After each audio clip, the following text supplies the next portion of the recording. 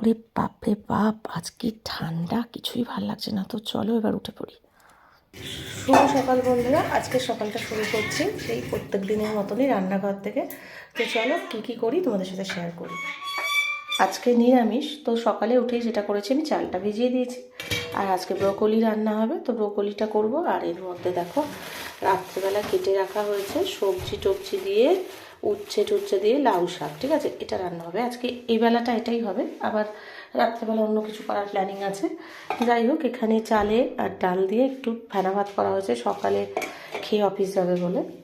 আর তো এখানে চা বসিয়ে দিয়েছি। আর এই যে মহারাজ এখন মাছ ভাত খাচ্ছে, তাকে প্লেটে দিলে সে খায় না, বাইরে নিয়ে নিয়ে গিয়ে খায়। তা কাগজে দিলে সে খুব খুশি, তো কাগজেই প্রত্যেক দিন একটা করে কাগজ ছিঁড়ে তাকে 3 বেলা করে খাবার দিতে হবে। শাকগুলোকে আধা ঘন্টা নুন জলে ভিজিয়ে রেখেছিলাম, উষ্ণ গরম জলে নুন দিয়ে, সব শাক সবজি সমেত। দেখো কত ময়লা জল দিয়েছি, এবার এগুলোকে ভালো করে ধুয়ে নেব। তো এখানে দেখো ভাত বসিয়ে দিয়েছি। আর এখানে লাউ শাকটা আর কি মা বসিয়েছে, ব্রোকলিটা আমি বানাবো। আর এখানে দেখো সর্ষে পোস্ত নারকেল সমস্ত পেস্ট করা আছে। আর এখানে রয়েছে বড়ি ভাজা। তো চলো হোক, তারপর দেখাই আবার। তো দেখো লাউ শাক রেডি, এদিকে ভাতও হয়ে এসছে প্রায়। তো চলো বাকি রান্নাটা সেরে ফেলি। এই প্রচণ্ড ঠান্ডায় দেখো সকালের খাবারে আজকে কি নিয়েছি, গরম গরম ভাত, উপর দিয়ে গাওয়া ঘি ছড়িয়ে নিয়েছি, আর তার সাথে আলু ভাজা কাঁচা লঙ্কা দিয়ে, কারণ আজ নিরামিষ, পুরোটাই এরকম চলবে আজকে সারাদিন। এবেলার জন্যে এই শেষ রান্না চলছে, 2 পদই হলো আজকে।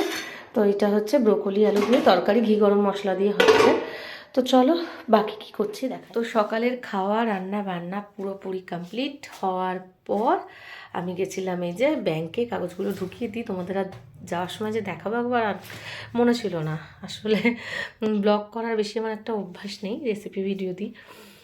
তো যাই হোক গেছিলাম, তো যাওয়ার পর ওখান থেকে আসলাম, এখন এগুলো আলমারিতে ঢোকাবো। আর তার আগে হচ্ছে আমার স্নানটা সেরে এসছে। তো চলো এরপর আবার খাওয়ার সময় দেখা হচ্ছে। দুপুরবেলায় বন্ধুরা আর খাওয়া দাওয়ার ভিডিও দিতে পারিনি, মানে এত ঠান্ডা লাগছিলো। এবার রান্নাঘরে চলে এসেছি, মেয়ে বিকেলে কী খাবে সেটা রেডি করে রাখি, আর রাতে কী রান্না হবে তোমাদের দেখিয়ে দিই। ব্যাস এইটুকুনিতে আজকে শেষ করছি ভিডিওটা। কেমন লাগলো অবশ্যই জানাবে। এরকম ছোটো ছোটো করে যেটুকুনি পারবো তোমাদের সাথে শেয়ার করব। এটা একটা হেলদি রেসিপি হচ্ছে, কেকেরই, কিন্তু অন্য পদ্ধতিতে বানানো, অনেক কিছু হেলদি দিয়ে। তো যাই হোক, এটা হোক।